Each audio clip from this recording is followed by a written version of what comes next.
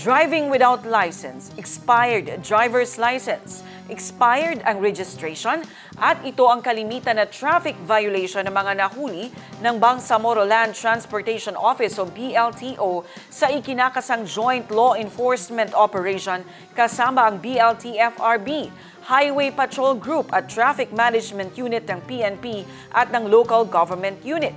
Ang hakbang ay sabayang isinasagawa sa buong Bangsamoro Autonomous Region. Ang detalye mula kay Liz Miro. Ipinatutupad ng BLTO sa buong Bangsamoro Autonomous Region in Muslim Mindanao ang Joint Law Enforcement Operation kasama ang BLT-FRB, Highway Patrol Group, CTTMC at PNP Traffic Enforcement Unit. Ayon kay BLTO Director Engineer Razul Gayak, maraming motorista na ang kanilang nahuli sa iba't ibang paglabag. Ongoing yung law enforcement operations natin. So joint po yun, joint operations po. Ilan na po ba yung mga nahuli? Sa ngayon, ma'am, wala pa tayong figure dahil yun nga, ongoing pa yung joint operation natin. And kasama po natin dyan yung BLT-FRB, yung para sa anti-colorum nila. And then PNP-HPG, no, para naman doon sa mga mandatory nila. So kanya-kanyang mandato po yung in-exercise namin ngayon. Kasali din po yung LGU natin, CTTMC, and then yung PNP na Traffic Enforcement Unit natin. So joint po yun siya, ma'am. Common na violations na na-prehend natin, no.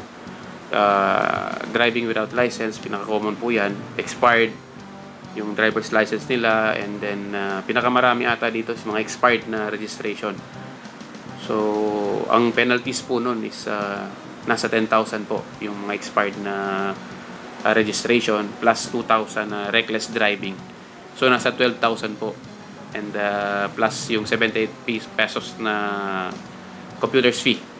So medyo mabigat po yun siya, ma'am, no? Kaya dapat aware po yung bawat mga motorista natin sa kanilang mga obligasyon. Ikinasang hakbang mula 1 ng Hulyo at magtatapos sa 15 ng buwan. Yes, as directed po nung ating former minister na si Atty. Paisalin P. Tagon, BARM-wide po siya. So simultaneous po siya.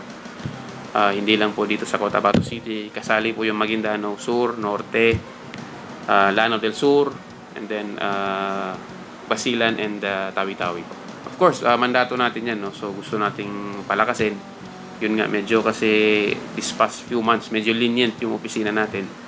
So napansin po yun nung former minister namin na dapat siguro i-strengthen natin yung law enforcement natin para makilala na rin itong opisina natin na functioning office po ng BARM.